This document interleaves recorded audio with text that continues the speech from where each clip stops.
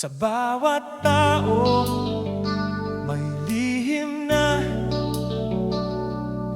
hindi kayang ipahayag sa sino man. Parang anino ito sa ilalim ng liwanag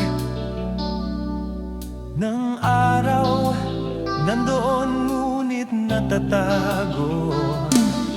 Ang lihim ay nagmumula sa puso, sa isip o sa mga sugat na hindi pa ganap na gumagaling. Minsan, ito ay dala ng takot. Takot na baka hindi maintindihan, takot na baka masaktan ng iba, o takot na baka mawala ang isang relasyon. Ngunit kahit gaano katimbang, patuloy itong nananatili sa ilalim ng balat, kumakapit at humihinga sa bawat sandali ng katahimikan. May mga lihim na mabigat, mga lihim na parang bato sa dibdib na sa bawat paghinga, pakiramdam mo'y lumalalim ang puwang sa pagitan mo at ng mundo. May mga lihim naman na parang mga bulaklak sa gitna ng disyerto, liwanag sa gitna ng dilim, ngiti sa gitna ng lungkot. Ngunit kahit gaano pa ito kaganda, nananatili pa rin itong lihim, nakatago sa likod ng mga mata. Sa bawat ngiti at sa bawat titig na lumilipas ng walang sabi.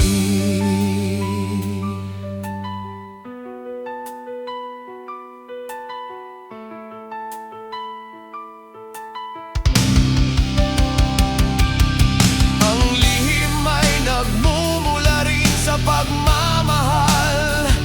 Sa bawat lihim na iniingat, may kasamang pangakong hindi masisira. May mga lihim na simpleng bagay lamang, mga pangarap na ayaw ipagsabi, mga alaala na ayaw balikan, o mga damdaming sa iba'y mahirap ipaliwanag. Ngunit sa bawat pagtatago ng lihim, may kabalintunaan. Mas lumalalim ang pagkakakilala sa sarili, ngunit unti-unting lumalayo sa iba. May mga lihim din na hindi natin inaasahang mabubunyag, tulad ng bagyong dumadaan sa katahimikan. Minsan, ang lihim ay kusang lalabas,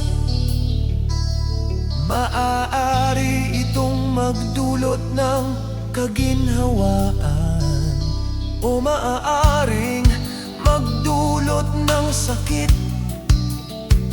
Ngunit sa bawat pagbubunyag, may kasamang lakas na hindi natin alam, nataglay natin. Lihim na matagal nang pinoprotektahan ay parang apoy. Kapag nagliyap, pinaliliwanag ang paligid, ngunit pwede ring magdulot ng pagkasunog. Ang pag-ibig at lihim ay magkadugtong, sa bawat lihim na iniingat sa puso. May pagkakataon ding ito'y nagiging paraan upang mas maunawaan ang sarili. Ang lihim ay hindi lamang bagay na nakatago, ito ay gabay, aral, at minsan liwanag sa gitna ng kadiliman. Sa paglipas ng panahon, ang lihim ay nagiging bahagi ng ating pagkatao. Isang pangako, isang alaala, o isang sugat na hindi tuluyang nawawala. Hindi lahat ng lihim ay dapat ibunyag. May mga lihim na mas mainam manatiling lihim, ngunit sa bawat sandaling ito'y dala. May natutunang katotohanan, ang pagiging tapat sa sarili ay kasing halaga ng anumang pagbubunyag. Lihim man ito ay nagbibigay kahulugan sa bawat paghinga, sa bawat sandali, at sa bawat pagpili ng ating landas.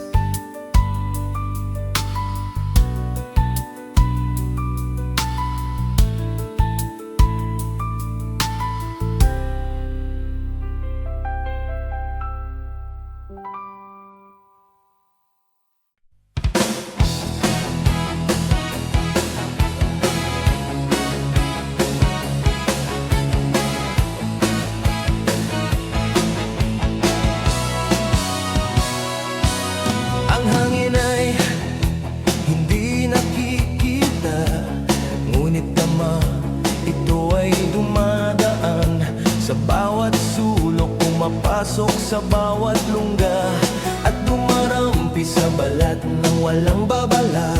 Tulad ng damdamin ng hangin ay malaya at hindi mapipigilan, minsan banayad, parang bulong na nagpapasaya. Minsan matindi, parang galit ng kalikasan na hindi mo kayang pigilan, hindi mo mahahawakan, hindi mo mahahadlangan. Ngunit sa bawat pag-ihip nito, may dalang kwento at kahulugan. Ang hangin ay simbolo ng kalayaan, parang paalala sa bawat nilalang na may kakayahang umusad, lumipad at magpalaya ng sarili. Kapag marahang umiihip, ito'y nagdadala ng sariwang simoy, nagbibigay lakas sa katawan at gising sa isip. Ngunit kapag malakas at mabagsik, ito'y pwedeng magdulot ng kaguluhan, tulad ng unos na sumasalpok sa buhay ng walang babala. Ang hangin sa kanyang kabuuan ay hindi nakatali sa sinuman, tulad ng damdamin o pangarap, hindi mo pwedeng kontrolin, ngunit pwede mo itong maramdaman at sundan ang galaw. Minsan ang hangin ay nagdadala ng alaala, isang simoy sa hapon ay pwede kang magbalik sa nakaraan, sa mga sandaling puno ng tawa, lungkot o pangarap. Parang mensahero ito ng nakaraan, kasalukuyan at hinaharap. Ang bawat pag-ihip ay parang paalala na kahit anong tangi o lihim, may paraan para madama. Kahit hindi nakikita, ang hangin ay nagiging tagapaghatid ng damdamin. Tahimik man, malakas man, laging may mensahe. Hindi natin nakikita ang hangin, ngunit nakakaapekto ito sa bawat aspeto ng buhay, sa bawat pag-ikot ng mundo. Ito'y gumagalaw, pumapawi ng init at nagbibigay sigla. Pwedeng ito'y parang pangarap na dumadaan sa isip, na sa bawat paghinga ay may dala kang bagong pag-asa. Sa kabila ng pagiging di matukoy, ang hangin ay hindi kailanman nawawala. Tulad ng damdamin, naroroon palagi, naghihintay na maramdaman at pahalagahan. May mga pagkakataon na ang hangin ay nagiging saksi sa bawat lihim at pangarap, sa kanyang katahimikan o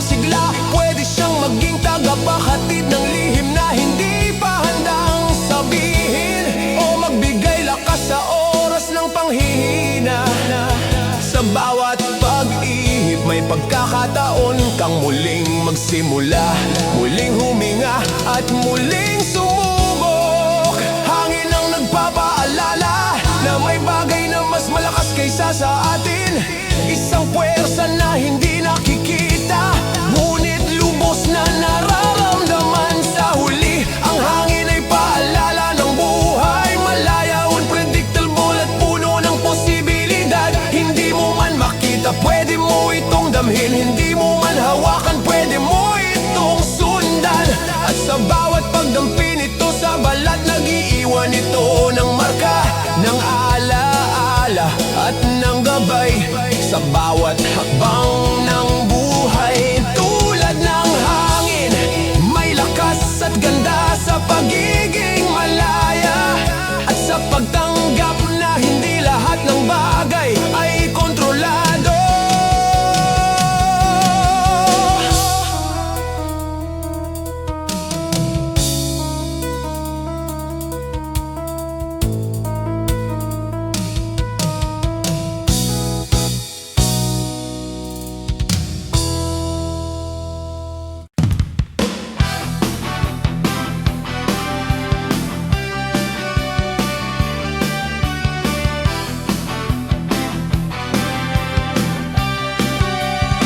Ang bagyo ay hindi lamang kalikasan, ito'y simbolo ng tindi, pagbabago at pagsubok. Dumadating ito nang walang paalam, parang unos sa puso at isip, sumasalpok sa katahimikan at nag-aalis ng katiwasayan. Sa simula marangang umiihip ang hangin, tila nagbababala, ngunit hindi natin alam kung hanggang saan ang lakas nito. Unti-unti itong lumalakas, nagdadala ng ulap, ulan at kulog na pumapawi sa lahat ng karaniwang normal. Sa bawat bagyo, naroroon ang takot at pangamba, ngunit kasabay nito may pagkakataon din na magsimula muli sa buhay. Ang bagyo ay simbolo ng mga pagsubok, mga problema, pagluha, pagkabigo, sakit na hindi natin inaasahan. Parang bagyo, dumarating ito nang hindi natin nakikita sa hinarap, at tanging paghahanda at tibay ang makakatulong upang malampasan ito. Minsan, ang lakas ng bagyo ay sumasalamin sa bigat ng ating nararamdaman, parang ulan na bumabagsak sa bawat sandali ng pangungulila, parang hangin na humahampas sa ating pangarap, o parang kulog na nagpapalayas ng takot. Ngunit tulad ng tunay na bagyo, may katapusan ito. Matapos ang unos, lumilipas ang ulan, humuhupa ang hangin at bumabalik ang liwanag ng araw. Ang bawat bagyo sa buhay ay nagtuturo ng aral, ang pagtitiis, ang pagharap sa takot, at ang kakayahang bumangon kahit pagod at sugatan. Ang bagyo ay hindi lamang hadlang, isa rin itong tagapagsanay ng lakas ng loob. Ang bawat hibla ng ulap at taktak ng ulan ay paalala na may hangganan ang lahat ng pagsubok. May mga bagyo rin sa puso, mga damdaming hindi kayang pigilan, galit, lungkot o hinanakit na parang unos sa kaluluwa. Kapag hindi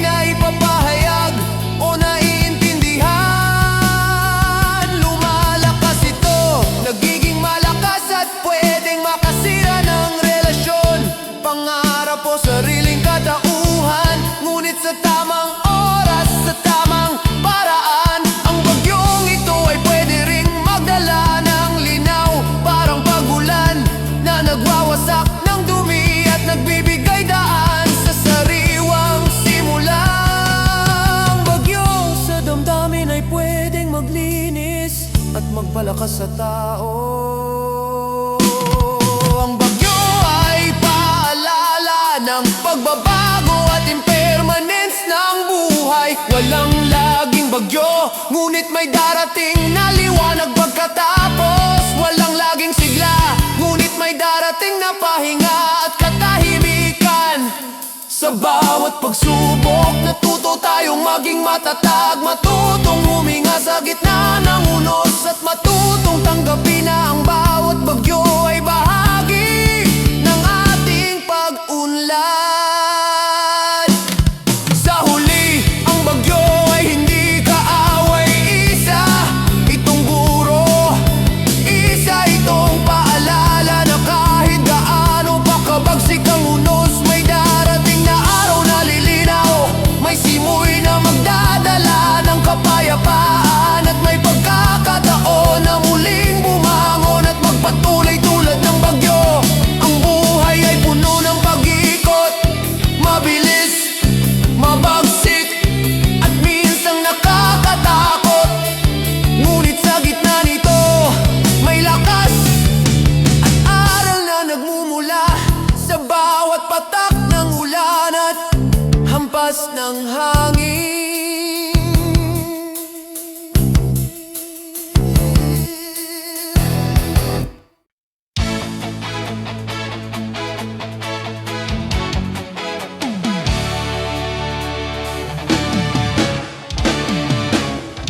Ang putok ay sandali nang bigla ang pagsabog.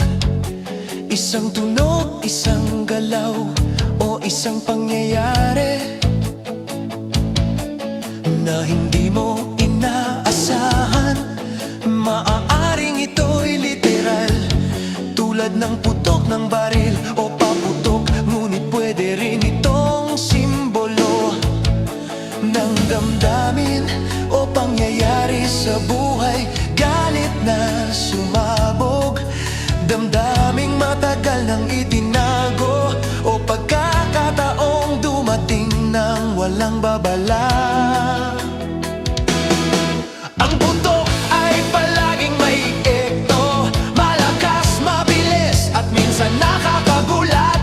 Hindi mo man ito handa ang harapin, naroroon at hindi maiwasan.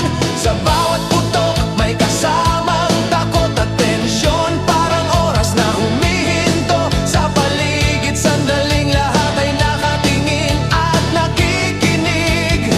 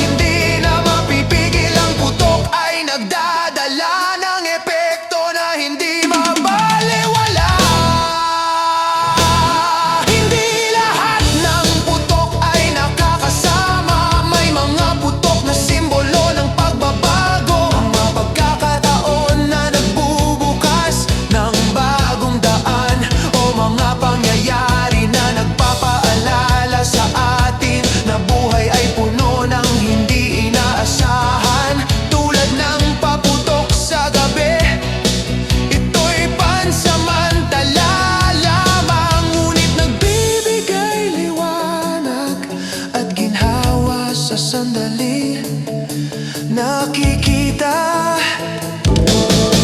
Ang putok ay paalala ng kalikasan ng buhay. Mabilis, hindi laging kontrolado, at puno ng sorpresa sa paligid. Ang bawat putok ay nag-iiwan ng marka. Maaaring pisikal, tulad ng nasirang bagay, o emosyonal, tulad ng damdaming hindi madaling mawala. Ngunit sa kabila ng tensyon at takot, may aral na dala. Ang bawat putok, maging handa, maging matatag, at matutong harapin ang biglaang pangyayari ng may tapang. Sa bawat pagsabog, natututo ang tao kung paano magpigil, kung paano magpatawad, at kung paano muling magsimula pagkatapos ng kaguluhan. Ang putok ay paalala na hindi lahat ay tahimik at predictable. Sa buhay may mga pagkakataon na ang mga bagay ay sumasabog ng biglaan. Mga damdaming hindi inaasahan, mga pangyayaring walang babala, at mga pagkakataong nagbabago ng direksyon ng landas. Ngunit sa bawat pagsabog, may kasamang aral, lakas, at pagkakataong magsimula muli. Ang putok ay hindi lamang tunog o aksyon. Ito ay simbolo ng buhay, mabilis at puno ng sorpresa, at nagpapaalala na sa bawat pagsabog, may posibilidad para sa pagbabago.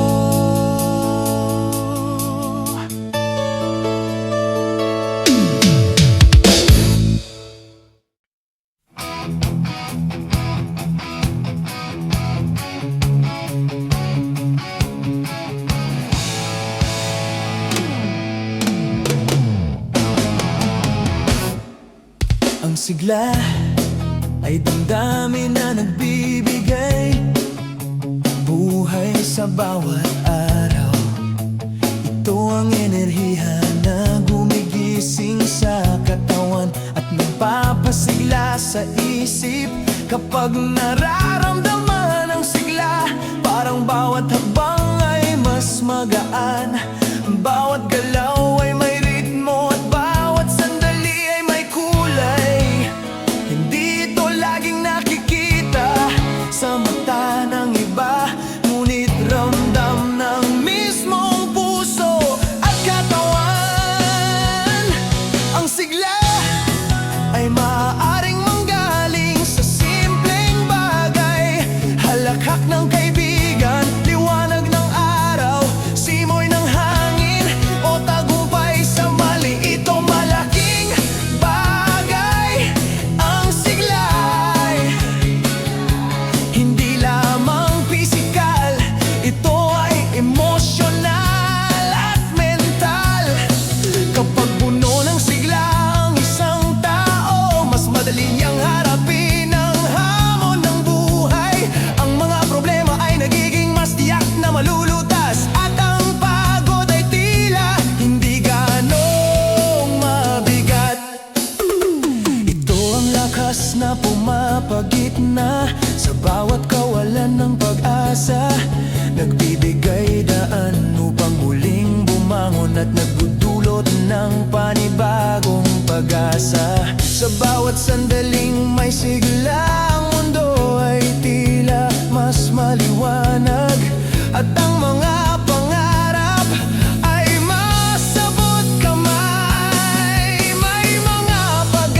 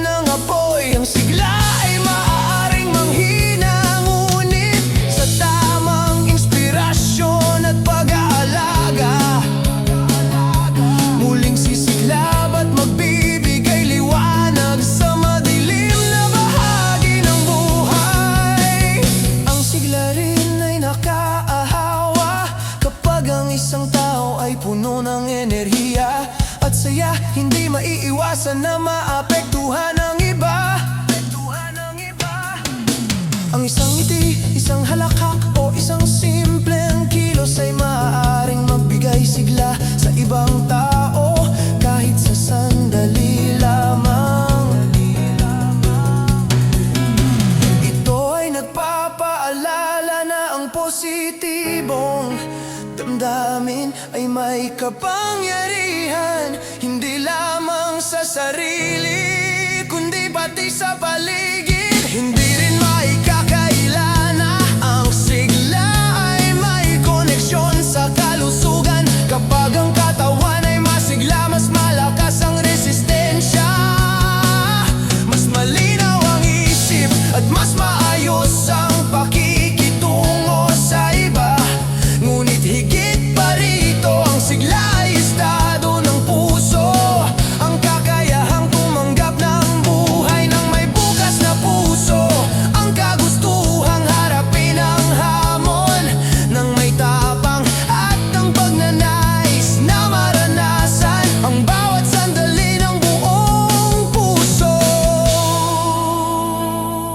Sa huli, ang sigla'y paalala ng buhay mismo. Ito ay nagbibigay kulay sa madilim na araw, lakas sa oras ng panghihina, at inspirasyon sa sandaling mawalan ng pag-asa. Hindi ito palaging nararamdaman, ngunit kapag dumating, ito'y nag-iiwan ng marka.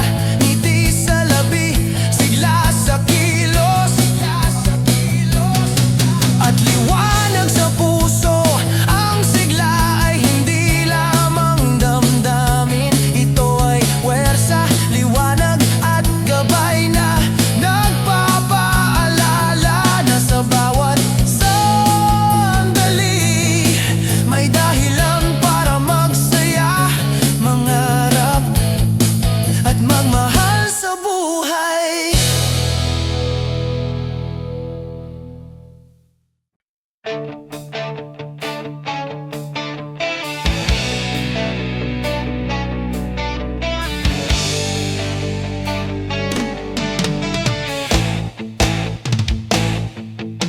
Ang buga ay kilos ng pagpapalabas, isang puwersa na hindi na kayang pigilan. Parang apoy na dumadaloy mula sa loob o hangin na naglalakbay. Sa bawat sulok ng paligid, ang buga ay sumasalamin. Sa damdamin, salita o gawa, maaari itong mabuo mula sa galit, lungkot, sigla, o kahit sa simpleng pangangailangan na ipahayag ang sarili. Ang buga ay hindi lamang pisikal na aksyon, ito rin ay simbolo ng kalayaan at katapangan na ilabas ang nararamdaman nang hindi nagtatago.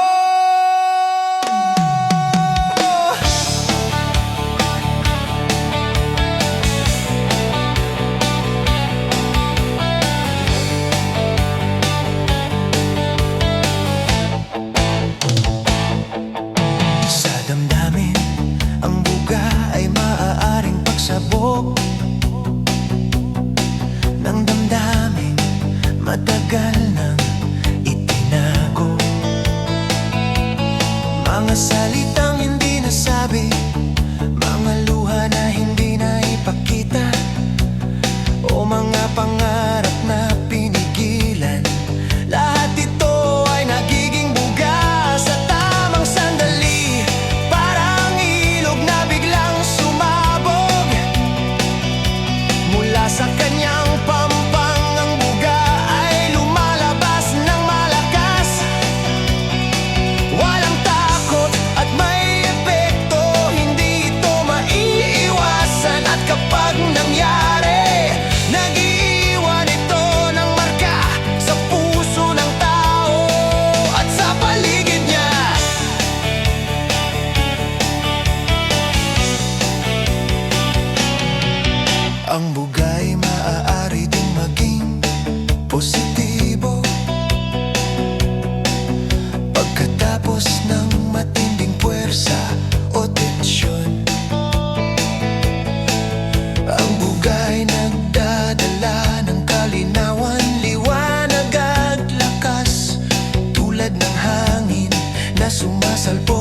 mainit na hapon, o apoy na naglilinis ng lumang kahoy. Ang buga ay pwedeng magbabago sa direksyon ng sitwasyon o magbigay ng bagong simula. Sa bawat buga may pagkakataon na muling ayusin ang sarili, muling magsimula at muling bumangon pagkatapos ng biglaang pagsabog.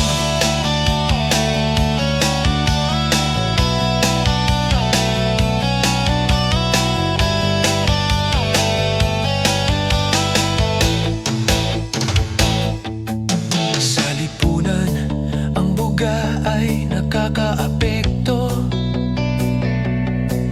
Sa iba, isang salita, isang galaw, o isang kilos ng buga ay pwedeng magbigay inspirasyon, magbabago ng isip o makapagbukaw ng damdamin. Sa nakapaligid, tulad ng tunog na umalalingaw-ngaw, ang buga ay kumakalat, hindi mapipigilan, at nag-iiwan ng epekto na hindi madaling mabura. Ang bawat buga ay may kapangyarihan magbabago, magpahayag at magbigay ng epekto sa lahat ng nakakarinig o nakakasaksi.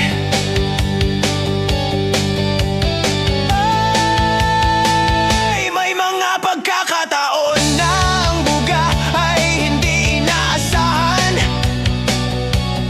Minsan ito ay lumilitaw sa pinakamahalagang sandali, nagiging katalista ng pagbabago. Ang buga ay paalala na ang bawat tao ay may puwersa sa loob, isang bagay na matagal nang nakatago, ngunit handang sumabog kapag oras na, tulad ng bulkan na matagal nang tahimik bago pumutok. Ang buga ay nagpapaalala na ang bawat damdamin, salita o ideya ay may panahon para ilabas at bigyang halaga. Sa huli, ang buga ay hindi dapat katakutan. Ito ay puwersa, kalayaan at simbolo ng katapangan. Sa bawat buga may aral na natututunan, ng kahalagahan ng pagpapahayag, ang lakas ng damdamin at ang kapangyarihan ng bawat kilos na nagmumula sa loob. Ang buga ay hindi lamang aksyon, ito ay buhay, enerhiya at paalala na may puwersa sa bawat isa sa atin na hindi dapat pigilan, kundi dapat pahalagahan at gamitin ng tama.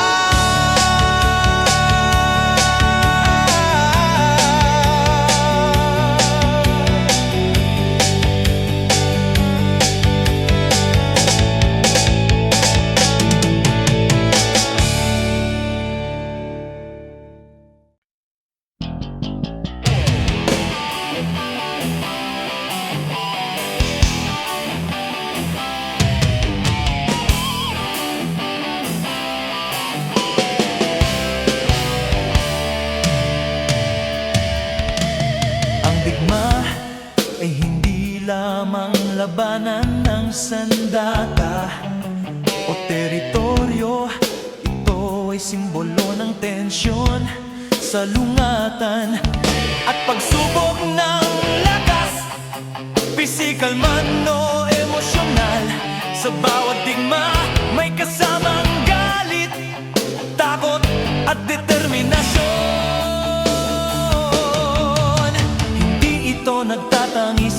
oras o lugar dumarating ito sa buhay ng tao.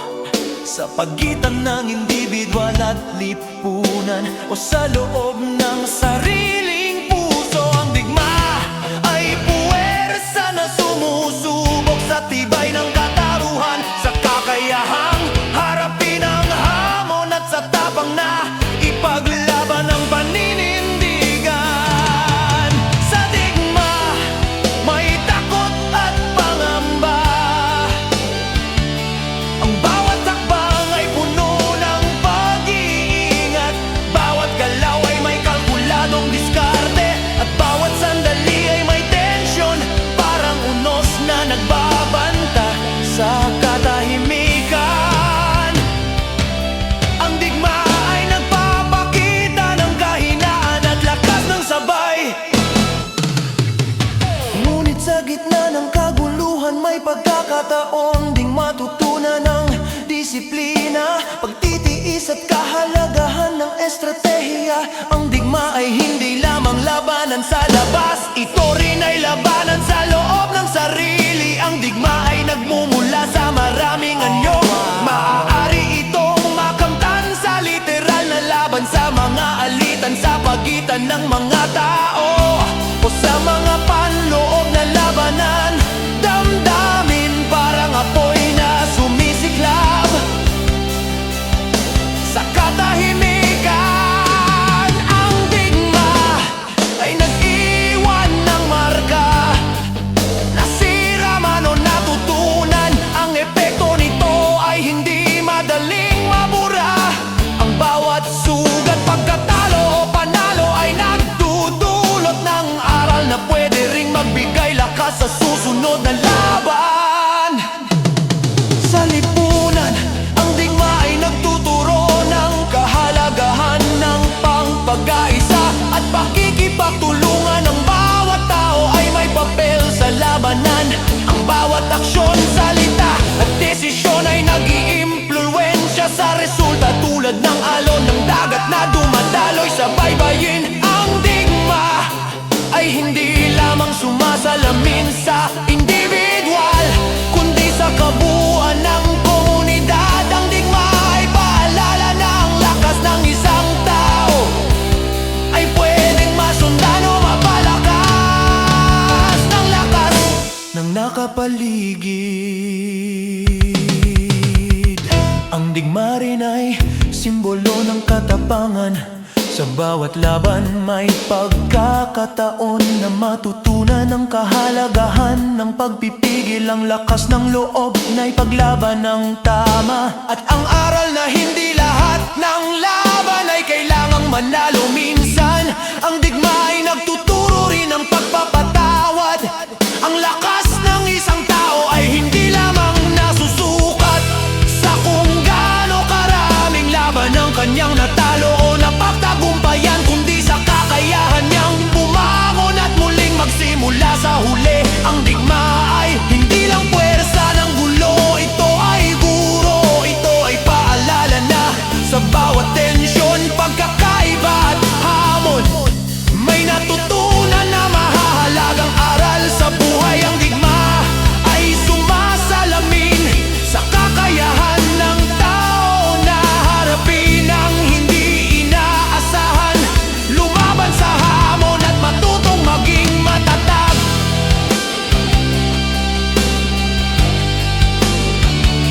Sa bawat digma may puwang para sa tapang, disiplina at pag-asa, isang paalaala na kahit sa gitna ng kaguluhan may posibilidad para sa pagbabago at tagumpay.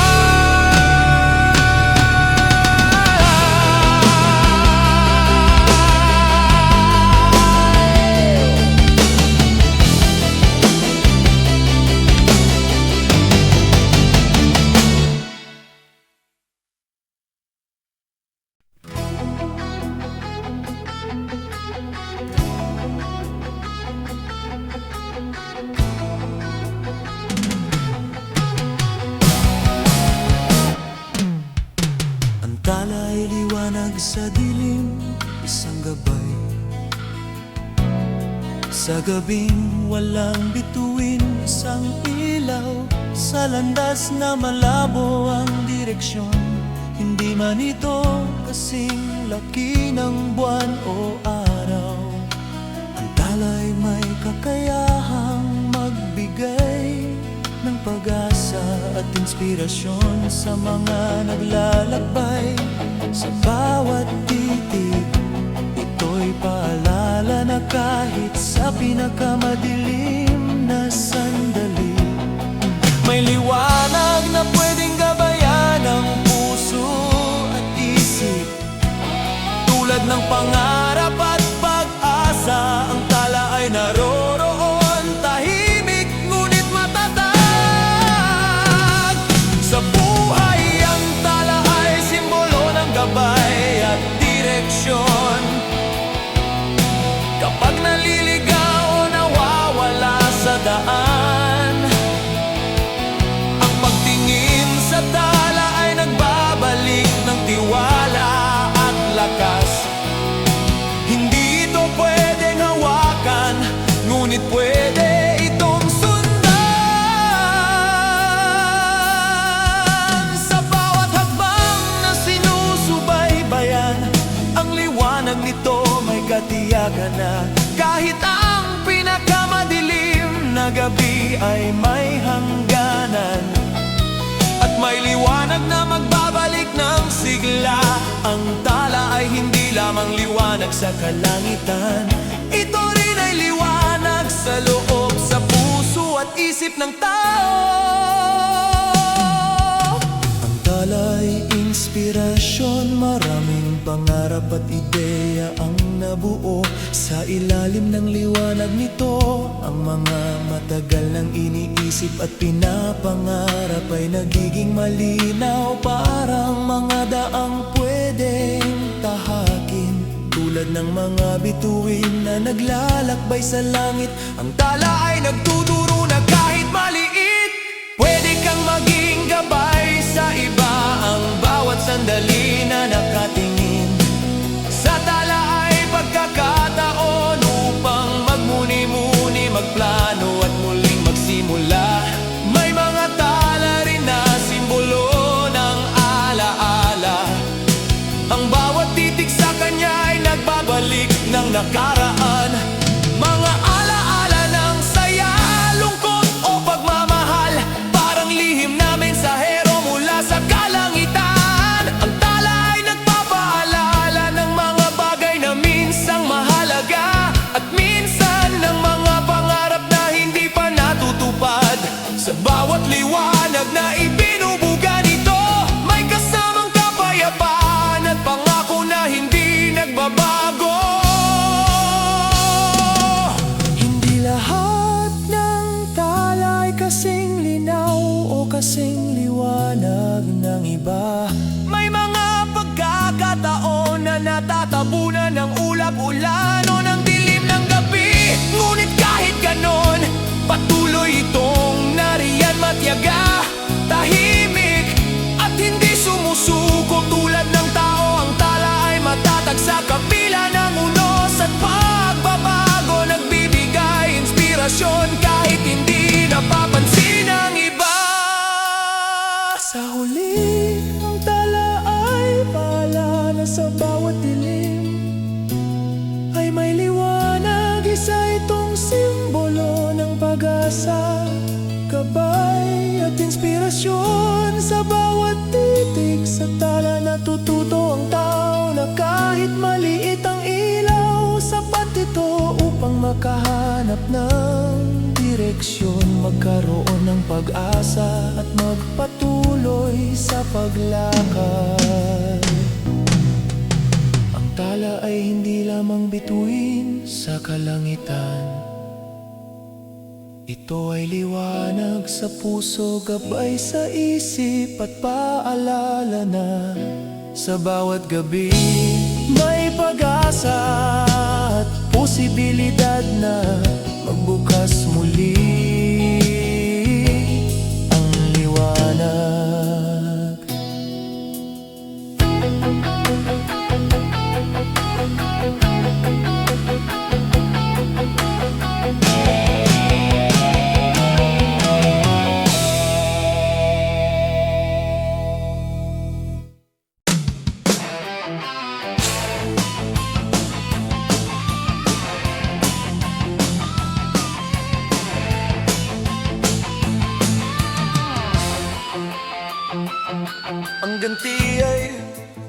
damdaming nagmumula sa sugat. Isang puwersa ng katarungan, galit o pagkabigo na hindi madaling kalimutan. Ito ay hindi lamang simpleng paghihiganti, ito ay reaksyon sa bagay na nasaktan, nasakal o nawala. Sa bawat tao, ang ganti ay maaaring mabuo mula sa pinakahuling pangyayari o mula sa matagal ng sugat na hindi na ipahayag. Ito ay parang apoy sa loob, init na hindi maipapasa, at pwede ring magdulot ng init sa paligid. Sa damdamin, ang ganti ay nagiging dahilan upang kumilos. Minsan, ito ay nagmumula sa galit o pagkadismaya na nagtutulak sa tao na gumawa ng aksyon. Hindi palaging tama, ngunit makikita ang epekto sa iba o sa sitwasyon. Ang ganti ay parang alon sa dagat na walang tigil sa pag-iikot. Isang puwersa na hindi matitinag, ngunit laging may resulta. Sa bawat hakbang, bawat kilos at bawat salita na nagmumula sa ganti, may marka na hindi madaling mabura. Ang ganti ay maaaring nakapinsala, ngunit pwede rin itong maging paraan ng paglaya. Minsan ang pakiramdam ng ganti ay nagpapaalala na may halaga ang sarili, at ang hindi pagtanggap sa mali ay hakbang upang maipakita ang tapang at paninindigan. Parang ulan na naglilinis ng hangin bago dumating ang liwanag. Ang ganti ay maaaring magtanggal ng sama ng loob at magbigay daan sa bagong simula. Ngunit kailangan itong gamitin ng may pag-iingat, dahil ang labis na paghahangad ng ganti ay pwedeng sumira, hindi lamang sa iba kundi pati sa sarili. Sa lipunan, ang ganti ay nagiging simbolo ng hustisya o kawalan nito. Kapag nagtagumpay, ito ay nagbibigay ng katatagan at kapayapaan sa puso. Kapag nabigo, nag-iiwan ito ng tanong at lungkot. Isang paalala na hindi lahat ng sugat ay may kapalit. Ang ganti ay paalala na sa bawat aksyon ng tao may epekto, at ang bawat sugat ay pwedeng tumubo bilang lakas o bilang pasakit. May mga pagkakataon rin na ang ganti ay hindi sa labas kundi sa loob. Ito ay labanan ng puso at isip, paghahanap ng kapayapaan at katarungan sa sarili. Parang digma na hindi nakikita ng iba, ngunit ramdam ng mismong tao. Ang tunay na ganti ay hindi palaging sa pinsala sa iba. Minsan, ito ay pagkilala sa sarili, pagtigil sa mga bagay na nakasakit, at pagbibigay ng halaga sa sariling dignidad at karapatan. Sa huli, ang ganti ay hindi simpleng galit o paghihiganti. Ito ay paalala ng halaga ng pagkilala sa sariling sugat at karapatan.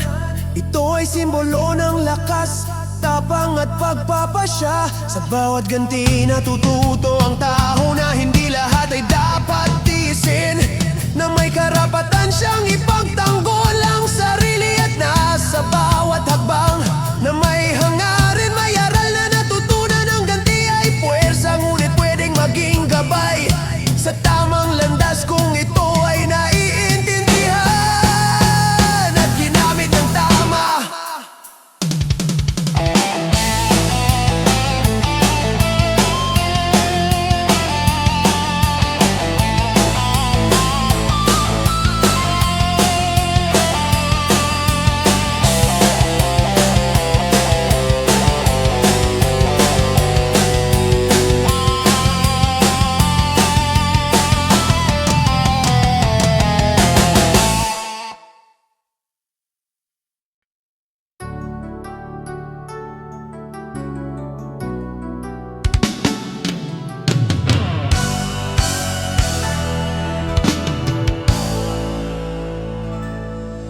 sakit ay hindi lamang pisikal,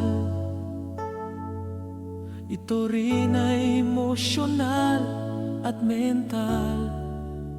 Ito ang damdaming pumapasok sa puso at isip kapag may nangyaring hindi naasahan, kapag nasaktan ang tiwala o kapag nawala ang mahal sa buhay.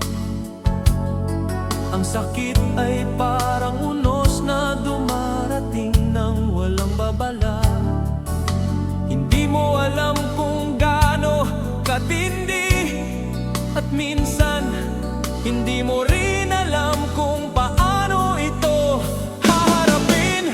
Ngunit sa bawat sakit may aral at pagkakataon na matutunan ang kahalagahan ng tibay at pagtitiis.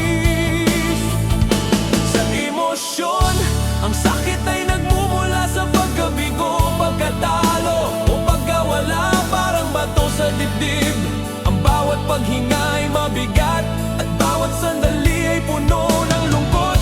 May mga pagkakataon na ang sakit ay tahimik, na tila walang tunog, ngunit ramdam sa bawat galaw ng katawan at isip. Minsan naman ito ay malakas at sumasabog sa puso, nagiging dahilan ng luhang hindi mapigilan at damdaming hindi na maitago. Ngunit kahit gaano pa ito kasakit, ang bawat sakit ay may layunin. Ito ay nagtuturo, nagpapalakas at nagpapalalim sa pagkatao. Ang sakit ay pwedeng maging guro, sa bawat sugat natututo ang tao ng pagpapatawad sa sarili man o sa iba.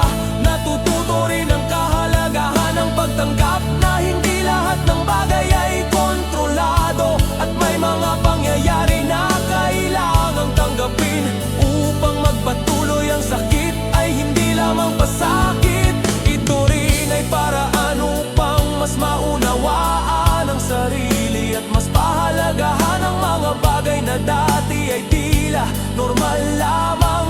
Parang apoy na nagpapalinaw sa puso, ang sakit ay naglilinis at nagtatanggal ng hindi mahalagang bagay, nag-iiwan ng lakas at aral.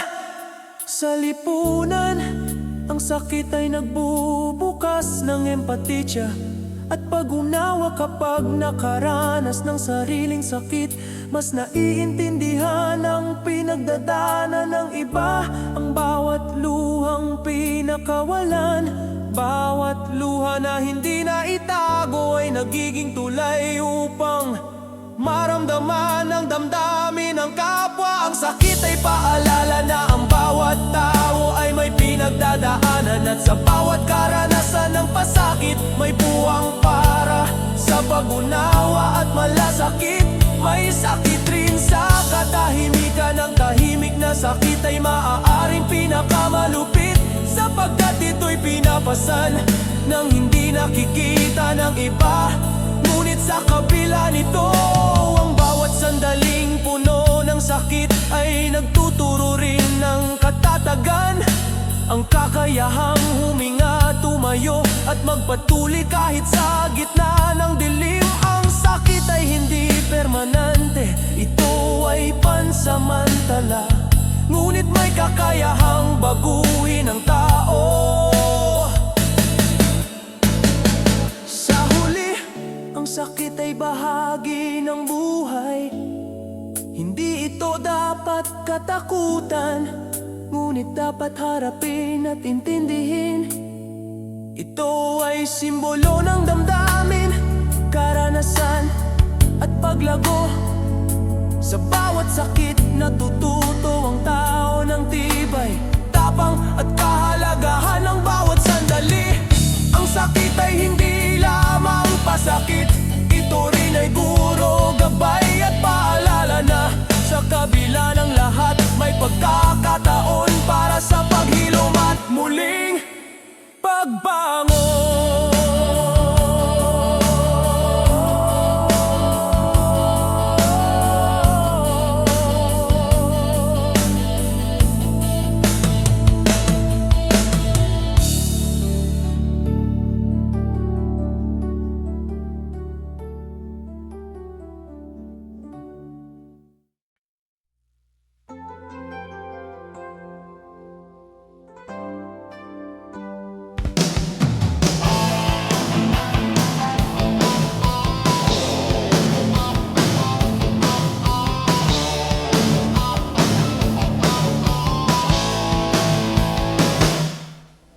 Ang laya ay pakiramdam ng pagiging malaya, isang kalayaan na hindi nakatali sa alinmang tanikala o limitasyon. Ito ay hindi lamang pisikal, ito rin ay emosyonal, mental at spiritual. Ang laya ay nagbibigay kapangyarihan sa tao na pumili, kumilos at magpasya ayon sa sariling kalooban. Kapag nararamdaman ang laya, tila ang bawat hakbang ay may direksyon, bawat hininga ay malaya, at bawat sandali ay puno ng posibilidad. Sa buhay, ang laya ay simbolo ng karapatan at kakayahan. Ito ay ang kapangyarihan na hindi kontrolado ng iba, ngunit pinapahalagahan at pinoprotektahan. Ang laya ay hindi palaging madaling makamtan, kailangan itong ipaglaban, pangalagaan at tanggapin ang responsibilidad na dala nito. Parang hangin na dumadaan sa bukas na kapatagan. Ang laya ay nagbibigay sigla at liwanag sa mga oras ng dilim.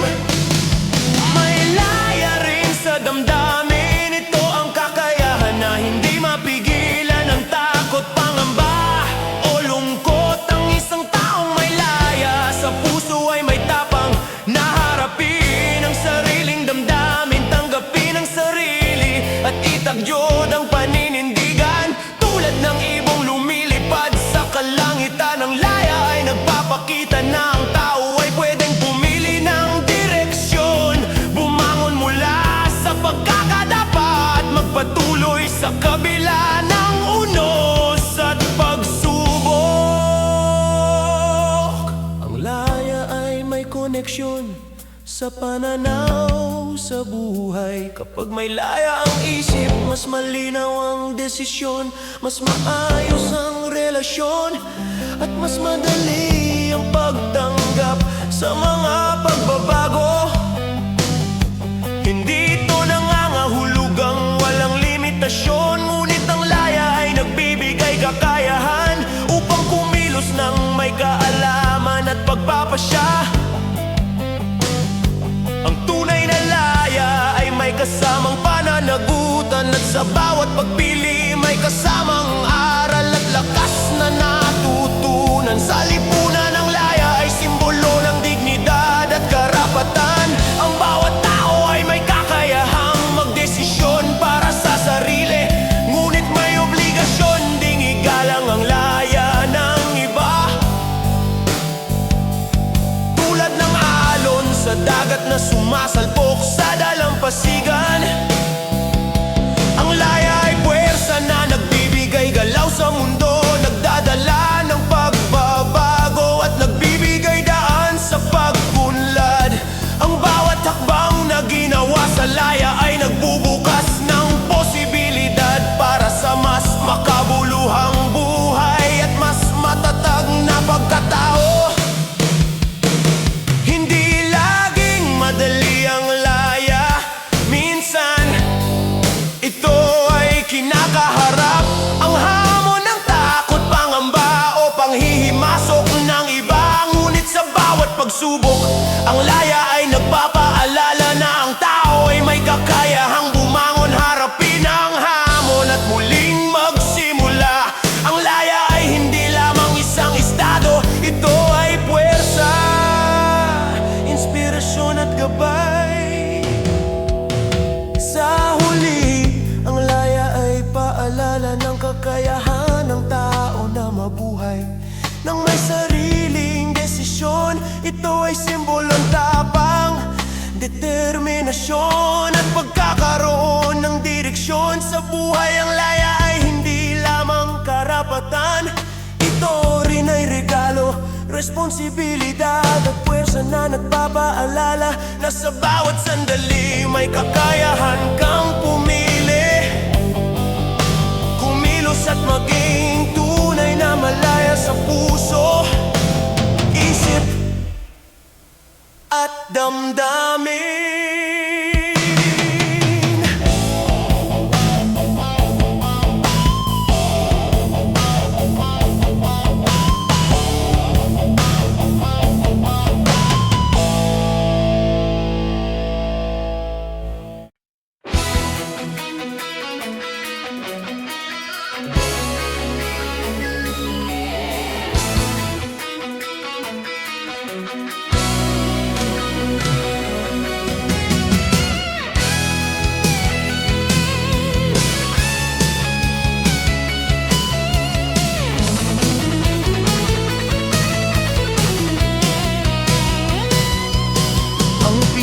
Ay tibok ng puso, isang paalala na buhay at damdamin ay patuloy na gumagalaw. Hindi lamang ito pisikal na aksyon ng puso, kundi simbolo rin ng damdamin, emosyon at pakikipag-ugnayan sa mundo. Sa bawat pintig, nararamdaman ang pag-asa, takot, galit o pagmamahal. Tulad ng musika na walang tunog ngunit ramdam sa puso. Ang pintig ay ritmo ng buhay na hindi humihinto, kahit gaano kasakit o kabilis ang daloy ng mundo. Sa damdamin, ang pintig ay palaging naroroon. Kapag may pag-ibig, mas mabilis ang pintig ng puso. Tila sinusundan ang bawat galaw ng damdamin. Kapag may takot, bawat pintig ay tila tumitigil sa sandali bago bumalik sa normal. Nagpapahiwatig ng pangamba at tensyon, at kapag may lungkot, ang pintig ay parang malumanay, ngunit mabigat. Nagpapaalala na may sugat na hindi pa ganap na gumagaling. Sa bawat pintig, ramdam ang kwento ng puso, ang bawat karanasan, alaala at pangarap ay nakatali sa ritmo ng buhay. Ang pintig ay hindi lamang damdamin, ito rin ay gabay sa bawat desisyon at aksyon. Ang puso ay nagbibigay senyales, ang mabilis na pintig ay paalala ng panganib o excitement, habang ang malumanay na pintig ay nagdadala ng kapanatagan at katahimikan. Tulad ng isang orasan na sumusukat ng oras, ang pintig ay nagtatakda ng ritmo, nagpapabagal o nagpapabilis sa hakbang at nagiging gabay sa bawat kilos at desisyon.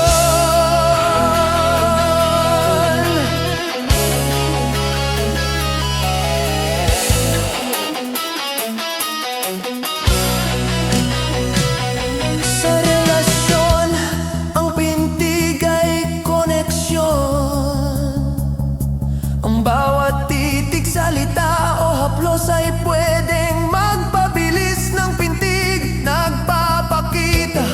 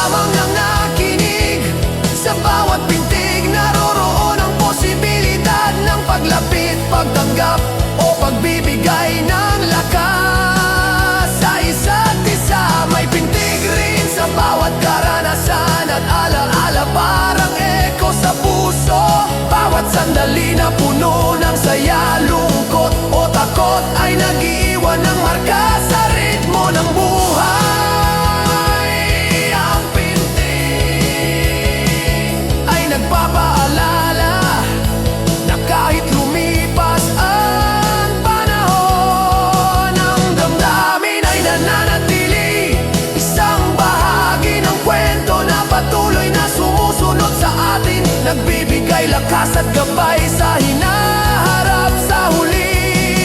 Ang pintig ay paalala ng buhay mismo. Hindi to kailanman tumitigil kahit gaano pa kabigat ang pinapasahan. Ito ay simbolo ng damdamin, lakas at pag-asa. Ang pintig ay hindi lamang pisikal, ito ay gabay, koneksyon at wika ng puso. Sa bawat pintig natututo ang tao na pahalagahan ang bawat sandali, damhin ang bawat emosyon at magpatuloy sa ritmo ng buhay. Kahit saan man dalhin ang daloy ang kanyang puso.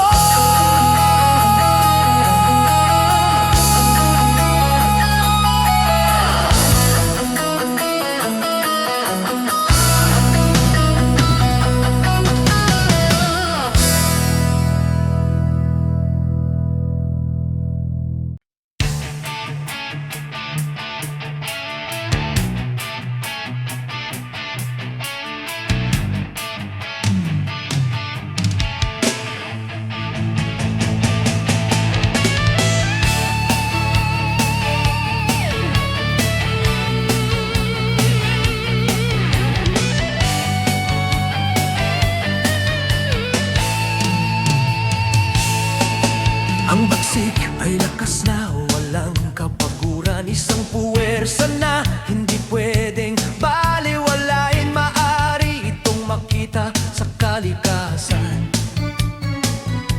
tulad ng bagyo o alon o sa damdamin ng tao. Galit, determinasyon o sigla, ang bagsik ay nagpapakita ng intensyon. At hindi, ito ay hindi banayad, hindi tahimik at laging may epekto sa bawat sandali na naroroon ang bagsik. Ramdam ang lakas na humahampas at nag-iiwan ng marka sa paligid.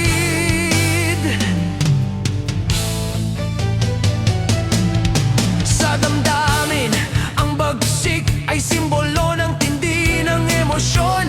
Ang galit na matindi, pagnanasa na malakas o sigla na hindi mapigilan. Lahat ay anyo ng bagsik, tulad ng apoy na sumisiklab sa madilim na gabi. Ang bagsik ay nagliliwanag at nagpapalakas sa puso.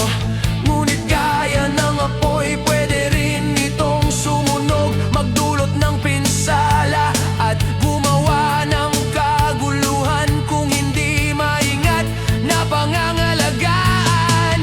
Ang bagsik ay pwede ring positibo kapag nagagamit sa tamang paraan. Ito ay nagiging inspirasyon, lakas at determinasyon upang abutin ang layunin. Tulad ng alon na humahampas sa dalampasigan, ng bagsik ay nagtutulak sa tao na lumabon at magpatuloy kahit maraming pagsubok. Ang bawat kilos na may bagsik ay nagpapakita ng dedikasyon at tapang, isang paraan upang ipakita na hindi basta sumusuko. Sa lipunan ng bagsik ay puwersa na nagpapakita ng kapangyarihan at impluwensya. Maaari itong magdala ng pagbabago, magpasigla ng grupo o magpabago ng direksyon ng isang sitwasyon. Ngunit may katumbas rin itong responsibilidad. Ang bagsik na walang kontrol ay nagiging sanhi ng pinsala, kaguluhan at pagkasira.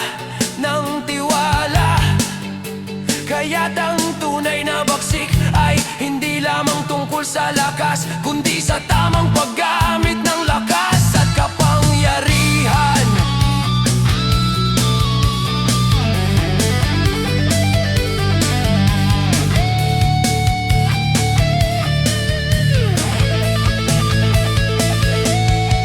Ang bagsik ay maaari ring internal, ang matinding determinasyon sa sarili upang makamit ang pangarap, o ang tindi ng damdamin na nagtutulak sa tao na harapin ang sariling takot at limitasyon. Parang kidlat sa loob ng isip, ang bagsik ay puwersa na nagbibigay liwanag sa landas, nagpapakita ng direksyon at nagbubukas ng pinto sa pagkakataon.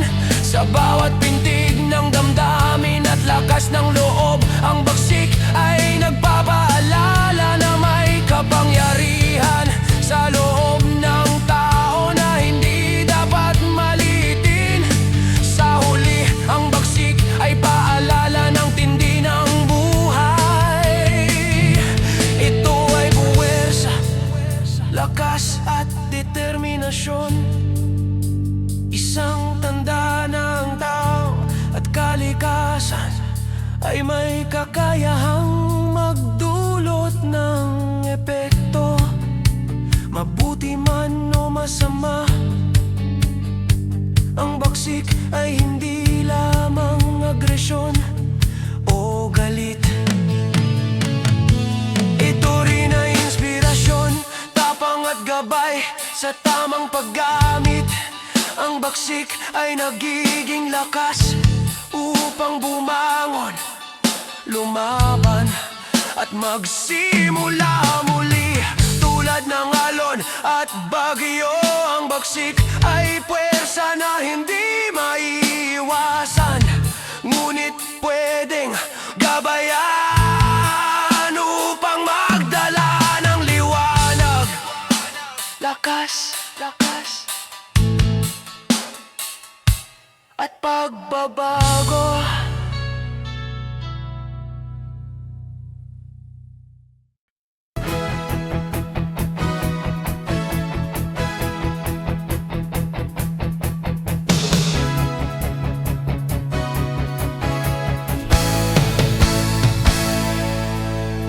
Ang alon ay galaw ng tubig, isang tuloy-tuloy na puwersa na hindi matitinag at patuloy na nagbabago. Hindi ito nakatayo sa isang lugar, palaging umagos, pumapalo at bumabalik. Tulad ng buhay, ang alon ay puno ng ritmo, enerhiya at hindi inaasahang pagbabago. Sa bawat hampas at pag-urong ng alon, ramdam ang lakas at ganda nito, pati na rin ang aral na dala ng patuloy na paggalaw. Sa buhay, ang alon ay simbolo ng pagbabago,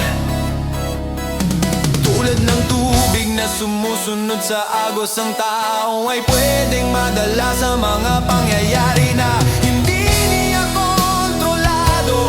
May mga alon na malumanay, nagdadala ng kapanatagan at kasiyahan, at may mga alon namang malakas, nag-iiwan ng bakas at minsan ay pinsala.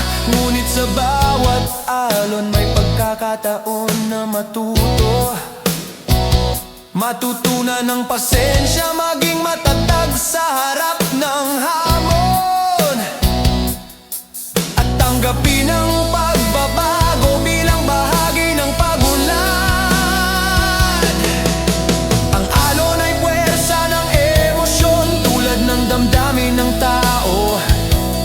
Minsan ito'y banayad at tahimik, at minsan naman malakas at hindi mapipigil. Ang galit, lungkot o saya ay parang alon,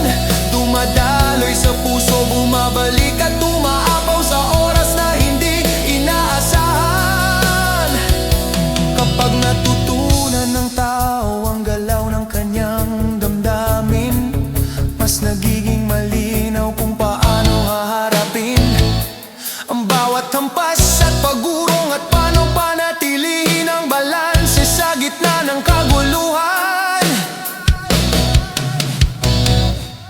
Sa lipunan ng alon ay simbolo ng koneksyon at epekto, tulad ng bawat hampas ng alon sa dalampasigan.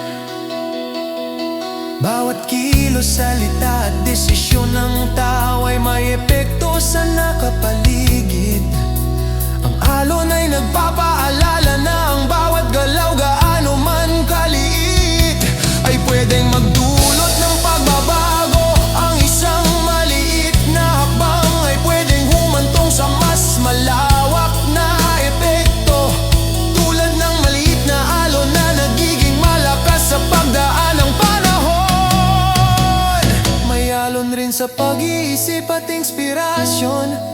Ang ideya, pangarap o plano ay parang alon na dumarating sa isip, unahan, bumabalik at humahampas sa damdamin at kalooban. Kapag naiintindihan at ginamit ng tama, ang mga alon na ito ay pwedeng magdala ng progreso, lakas at tagumpay.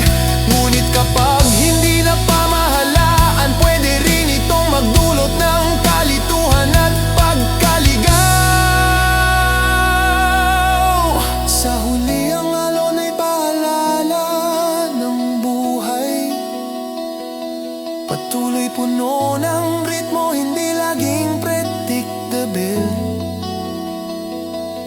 ngunit puno ng kagandahan at aral. Ito ay simbolo ng pagbabago, lakas at damdamin. Ang alon ay nagpapaalala na sa bawat hampas at pag-urong may natutunan at may pagkakataong magpatuloy. Tulad ng tubig, ang tao ay patuloy na naglalakbay, humaharap sa hamon at sumusunod sa agos ng buhay. Ang alon ay hindi lamang galaw ng tubig, ito ay simbolo ng lakas, ritmo at puwersa ng buhay na dapat pahalagahan, damhin at sundan.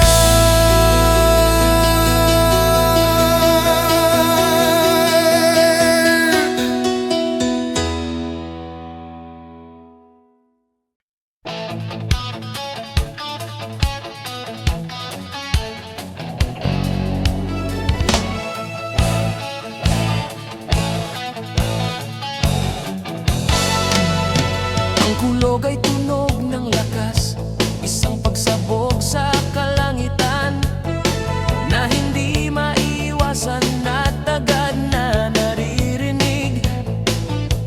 Ito ay senyales ng bagyo, ng galaw ng kalikasan, at minsan ng kapangyarihan na hindi natin kontrolado. Ang kulog ay mabilis, malakas at nag-iiwan ng marka sa paligid. Hindi ito banayad, ito ay dramatiko, nakakapukaw ng damdamin at nagpapaalala na may puwersa sa mundo na mas malaki kaysa sa atin. Sa buhay, ang kulog ay simbolo ng babala at tensyon. Tulad ng biglaang pagsabog, ito ay nagdadala ng takot at pangamba. Ngunit kasabay nito, may pagkakataon ding magbigay linaw. Ang kulog ay paalala na ang bawat kilos at pangyayari ay may epekto, at ang mga hindi inaasahang pangyayari ay bahagi ng angol at dadaloy ng kulay. Puwersa rin ng damdamin, ang galit na hindi na ipapahayag, ang tensyon na matagal nang nakatago, ang excitement na hindi maipaliwanag. Lahat ay parang kulog na sumasabog sa katahimikan, parang kidlat na nagliliwanag bago sumabog ang tunog. Ang damdamin ay biglaang lumalabas at at nag-iiwan ng epekto sa puso at isip. Sa bawat kulog na naririnig, may pagkakataon ang tao na harapin ang takot, tanggapin ang tensyon, at maganda sa mga darating na pagbabago sa lipunan.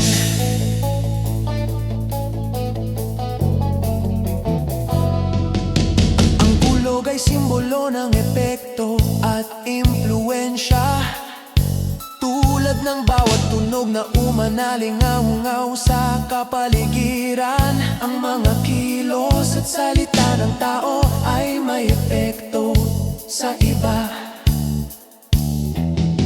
Ang kulog ay nagpapaalala na ang bawat aksyon ay may kasamang resulta, at ang lakas ng bawat epekto ay maaaring magbago ng paligid, magpabago ng pananaw o magalis ng kalinawan. Tulad ng natural na puwersa, may epekto ang bawat galaw at desisyon, kaya't mahalagang maging maingat at responsable. May kulog rin sa isip at inspirasyon, tulad ng biglaang ideya o pag-unawa. Ang kulog ay nagdudulot ng liwanag sa dilim, isang senyales na may kaganapan na dapat pagtuunan ng pansin. Ang bawat kulog ay nagpapahiwatig na kahit sa gitna ng kaguluhan at kalituhan, may pagkakataon para sa kaalaman, pagbabago